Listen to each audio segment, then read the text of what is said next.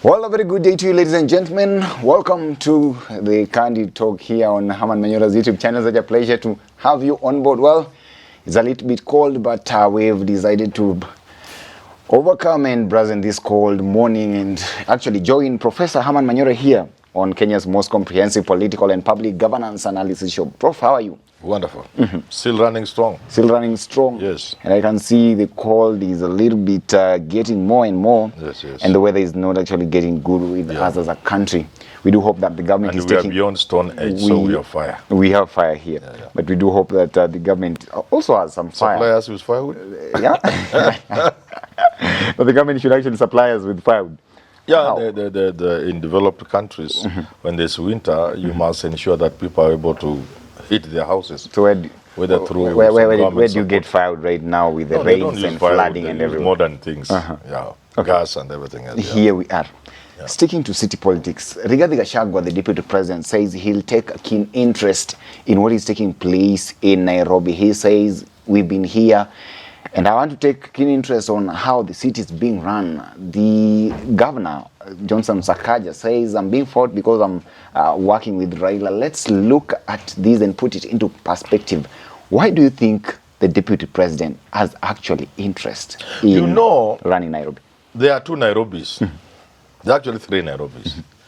There is one Nairobi that belongs to people who stay in Nairobi and those who come to Nairobi during the day and go back home. You know, those are two, that's a really Nairobi. A Nairobi that is made up of inhabitants and millions, above 1 million or so Kenyans who come here and live in some way or the other. And the four or so constant number of Nairobians. But there are people also who come here within the course of 1 month or 1 year that blow the number of the population of Nairobi into about 5-6 million children. Okay. I'm not quite sure of the figures. Let nobody take me on. Then there's another Nairobi. There's Nairobi of human beings that you can count 1, 2, 3, 4. The Nairobi of the population of Nairobi that is divided into ethnic blocks. So that second Nairobi is Nairobi of Azimio versus Kenya Kwanza. Kenya Kwanza. And that is always almost 50-50. 50? 50-50. With Azimio always from 2007 having the upper hand by about 3-4 decimal points. Now there is a third Nairobi. There's a third Nairobi which is an extension of Mount Kenya. So the Nairobi is just part of Mount Kenya region. Not necessarily by population. Yes, there are many Mount Kenya people, especially Kikuyus, but the Nairobi of interests. The people who have a stake in Nairobi, interest, business, what have you, they are people from Mount Kenya. So there's that third Nairobi. And it's in the interest of Gachagua to make sure that that third Nairobi is fit and suitable for the Mount Kenya people, especially business people. So it's justified. Gachagua is justified to have an interest in Mount Kenya. But he should be careful that interest may not earn him much unless he knows how to play politics.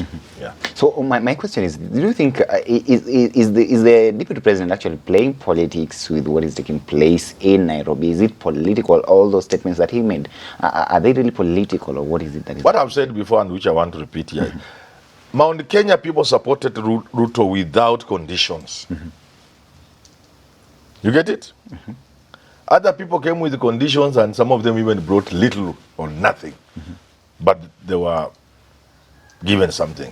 I've mentioned Kina Minister, Kina Amazon Kingi, Senator, Minister, this chap man, Mutua and the rest, Kina Mudavadi, bring almost nothing apart from Wetangula. But they got what they had been promised. Do you think there are unconditional political deals in this country? This time, this Mount Kenya didn't give Ruto conditions. So the time to demand their share has come. And going forward, they will make it very clear to Ruto that we support you on condition. So one thing they want to do is begin by getting hold of Nairobi. The UDA nominations is a gone deal. The UDA were the elections. So they will take that first, if they have not taken already. I've not been keen following Gakuya or whatever they are. They will take it. Sakaja can't beat them. They will take the governor. But that's why that's why I'm saying DP Rigathi Gachagua has to play politics. Not to be nice, not to be bad. Just politics. If he wants to fight within UDA, he will find it very rough. It will be very difficult for the president to remove nomination from Sakaja. It will become out as very unfair. Very uncouth. So I suggest to Rigathi Gachagua, go within Jubilee and get a good candidate from Jubilee. And back him. It happens in politics all the time. You know, in your side, you can't get somebody to be nominated in Kenya Kwanza. Then you know this is a time for a Kikuyu governor in Nairobi. Then you go to Jubilee and have your candidate within Jubilee. Support the Jubilee candidate. Last time I gave you names, I had forgotten one. I said Dennis Waweru. There was Agnes Gakure. Then there was, I had forgotten Gatia. Gatia. Yeah, maybe there's another one. Look for Dennis Waweru. Look for Agnes Gakure. Look for Ngatia. Or another one. Quietly behind the scenes, pump support into his campaign. So he's there, he's Jubilee, but he's your person. Okay. And then the Kikuyu have control of the city. That should be your interest. That way you are able to manage even the Kikuyu votes within the city for future elections. Yeah. Here we are. Actually, this is not the first time the deputy president is making these kinds of statements. Of course, there has been some sort of frosty relationship between him and the city boss here. A while back, there was, when Sakaja came up with the issue of doing away with matatus from the CBD, of course, that was lauded as a good move. But then the deputy president came and told the governor to go slow on this. Do you then think that perhaps the interest of the deputy president, in as much as he's fighting for his community, could actually hinder some of the important things that the county governor needs actually to implement? No. Sakaja was simply trying to interfere with the third in Nairobi, the business Nairobi. The third in Nairobi, I told you, which belongs to Mount Kenya. He was trying to hurt it, to injure it, to step on its toes. And Gachagua, as the leader of Mount Kenya, would not have allowed it to happen. Because then what he would have shown people, he's not worth that seat. So he had to come out and say, don't injure Matatu people, in quotes, which really basically means don't hurt the Kikuyu interest in Nairobi. That third in Nairobi belongs to Mount Kenya. And Gachagua is now the lord of Mount Kenya. You know, the kingpin, whatever you want to call him. So he would not have allowed. Secondly, the entry of Mudavadi into Kenya Kwanza was not music to Gachagua. You remember that? Some people were even at that time saying that they may prefer Mudavadi over Gachagua for running mate. So Gachagua could not have been happy when Mudavadi came with Wetangula. And now what happened at that time? It is at that time that UDA took Sakaja from ANC, Mudavadi's party, and brought him as a UDA candidate. Do you think Gachagua would have been a very happy person? No. Okay. So does it mean that when Gachagua sees Sakaja, he also sees Mudavadi in the same sort of phrase? Somehow, yeah. They interfere with the Kikuyu control of Nairobi. That third in Nairobi. You will not be allowed to. Let me tell you for free. Nobody will allow you, not even Moi could manage. Even during those days when Kanu was everything. Nobody can be allowed to control the Kikuyu, the political, the business Nairobi. That third in Nairobi that belongs to Mount Kenya, which is the Nairobi of business interests, you cannot be allowed. Okay. No. Let's talk about the city of order, as the governor, of course, has always said it. That is the kind of vision that he has for this particular city. But then still sticking to what we are talking about here, taking or rather removing those matatus from the central business district therein. One, in the first place, between the governor and the deputy president. Okay, let's begin with the governor first.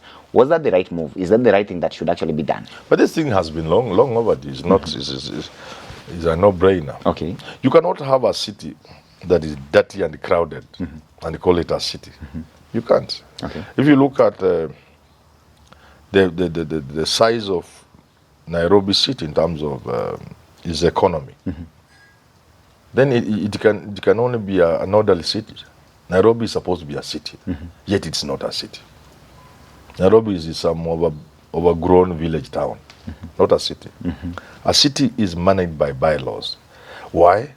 Because of the concept, and this was done by ancient Egyptians, who were the first people to settle to make settlements, like what you could call towns. And that's actually the genesis of democracy. People are lying to us is from Greek. Because once you have people concentrated in a small area, not scattered in their own villages, in their own farms, you need to manage that population. Because they are too, you can even use the word too crowded. The density of population of a city makes it necessary for you to plan the city. It becomes an organism. And you must plan for what it will eat, how it will remove the waste, how it will get food, how it will get water. A town is like a living thing. And you must deal with it like a living thing. And a living thing is one system. One organ, a system, a well-coordinated system. How you breathe out, breathe in, eat, is a system. That's what a city is supposed to be. Because of the crowded nature of the population. So, then bylaws become very necessary. While you can keep your dog at home, including these shenzi dogs, Simba, Simba, Simba, naitupia ugali and it goes to... You can't do that in a town. You see? While you may roam around with your animals in Narok, you can't do that in Nairobi. There's need for order in a town. To the extent that Nairobi lacks that order, it cannot be called a city. And therefore, the beginning point is to do planning. And where there's plan, look at the floods now. Why do you think people are now suffering in Nairobi from this flooding, even at the river? A place where you shouldn't put up houses, you have put their houses. You block rivers, and water is water. It will find its way. Even if you put there a huge building, it will come down one time. And people are paying for it. The kind of losses people have incurred in this city from houses that were built in waterways is unimaginable. People are going to suffer. People have lost property because people do not want to plan. And even where there are plans, we think those who planned were very stupid. Even where nature is so clear, this is the place where water is going to pass. You want to put up a house there. The plain, the river plain there is a confluence where rivers meet. Is where rivers spill some water before they start the journey to the Indian Ocean. Water, if you have, those of us who lived in the village, we know water will have points where it debanks some dirt. Kuna mahali mto inafika inatupa uchafu. As it continues, otherwise it will clog. That's now the place like at the river. Where I come from, when the people drown, and people do drown when there's rain, are very unfortunate. Experts know where to go and look for the bodies. Nyinyi mnakimbia hapa. The experts know a river gets to a point and it throws away all the dirt. Just like the ocean will always vomit anything that dies within it. If a person drowns within the Indian Ocean, that body will be brought back to the surface. You get, that's how water behaves.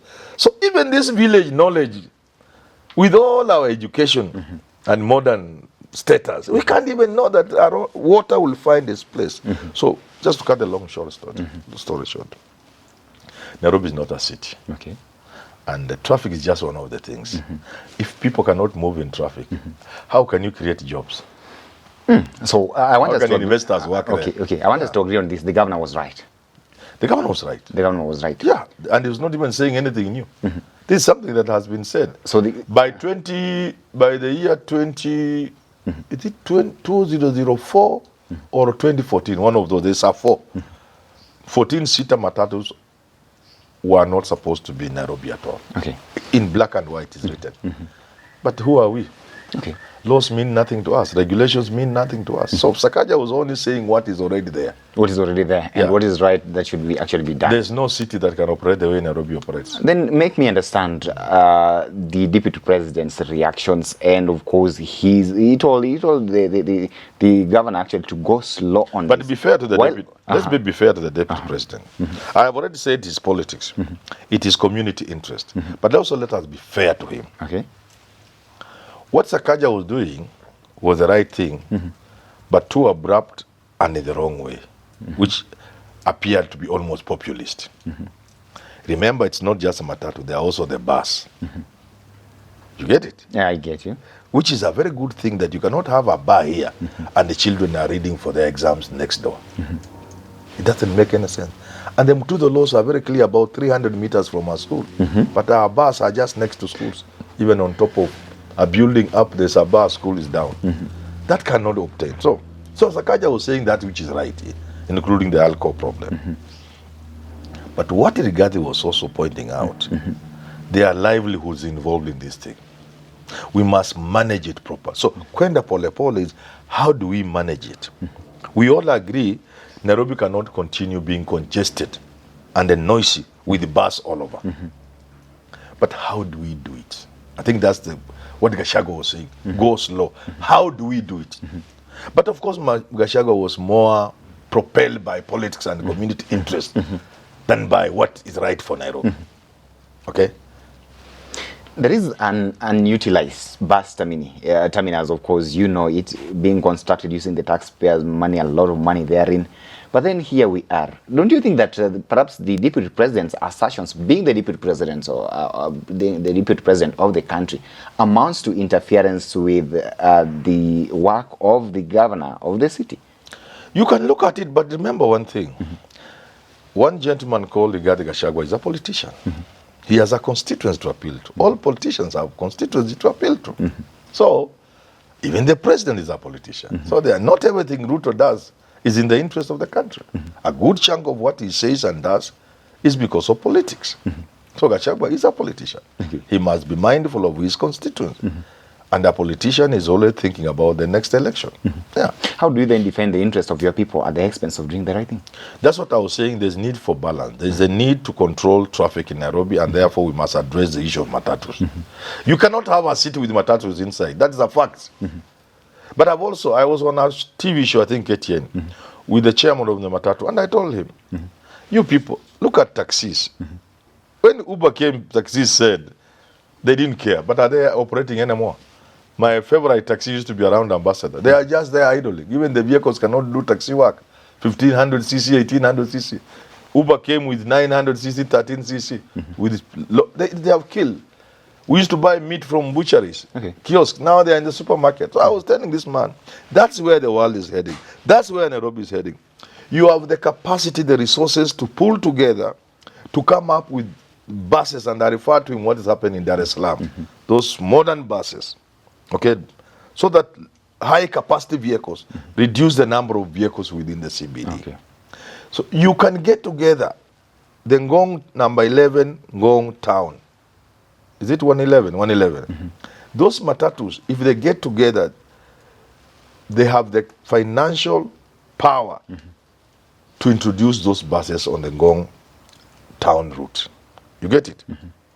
And they sell their matatus to smaller towns who haven't reached where Nairobi is. So when I say matatu should not be in town, I'm not oblivious to the fact that they are also earning their income. But I'm saying let them earn the income in a more modern way. In fact, they will discover they will earn better income. Okay. Yes. Now, let's get to this as we wind up this conversation. Of course, the governor, while speaking, dismissed the kind of frosty relationship that many people perceive is between him and the deputy president herein. But he also alluded to a certain thing here that is being fought because he's working with Raila. He's got a number of people affiliated to the former prime minister appointed in his government of Nairobi City County. How true do you think that is? You know, it was obvious. He didn't have the numbers in the city, in the city assembly, county assembly. And he quickly calculated, if I don't befriend ODM MPs, I'm done. So he rushed to Raila Odinga. It's common knowledge. And Raila gave him support. And in return, he has hired a number of people associated with Raila. So, but that was good, except it was not futuristic. It's enough to keep you at City Hall, but it will go nowhere in making you get re-elected in 2027. So if he was looking for one term, he played it smart, very smart. Nobody will touch Sakaja for the remaining years of his term, but that's the end of it. So maybe the way he's behaving is testament to that he knows he's not going anywhere. So if there's some little thing to do, you can do it. Kama kuna mandazi hapa, badala ya kukula mbili unakula tatu na unabeba tano. Yeah. Whatever the interest the deputy president has in the city county, of course, we are not aware. But do you think he'll succeed in getting actually control over the county government from Sakaja and ensuring that come 2027, perhaps we may witness for the first time a Kikuyu governor? I've said UDA chairman will be a Kikuyu. Okay. I've said the governor of Nairobi will be a Kikuyu. What, however, remains for this second one to be actualized is for Rigathi Gachagua to play it smart. Okay. If he finds it difficult to play within UDA, and playing within UDA means either you pray, Gachagua, what do you call it? Sakaja bolts, runs away to ODM, which is most unlikely. Or you convince Ruto that let us have somebody in the place of Sakaja, and in which case that person then becomes a Kikuyu. But the really politics, if you are not going to depend on the goodwill of Sakaja leaving, or on the goodwill of the president, accepting to listen to you, the politics is about you knowing which Kikuyu candidate can I put to govern Nairobi outside UDA. Because there's no guarantee for Rigathi Gachagua that when he goes for the presidency, he will do it on UDA ticket. There's no guarantee. So the sooner he starts, the better. If he got a neutral party, for example, or an independent candidate, or a Jubilee candidate, and got a credible person who is a Kikuyu, that will be politics. Yeah. This is like the president. Some people would also say that the deputy president is also a greenhorn in Nairobi politics and does not actually have full control of the Nairobi voting bloc. I never said it is easy. I didn't say it is easy. It is tough. Nairobi politics is tough. But who tells you Gachagua is not tough? The Gachagua that is emerging is a different person from the Gachagua people knew. But moreover, I told you the third Nairobi is a Nairobi of Kikuyu interests. Okay. Who tell you the movers and shakers of that interest cannot work with Gachagua? Gachagua does not even need to reach Nairobi streets. He needs to look at who among the Kikuyu bigwigs call the shots in Nairobi, in what sectors, and just take them. Religious sector, business sector, what part of business, Mitumba, SMEs, industrialists. He'll go for them. He doesn't need to reach the people directly. Okay.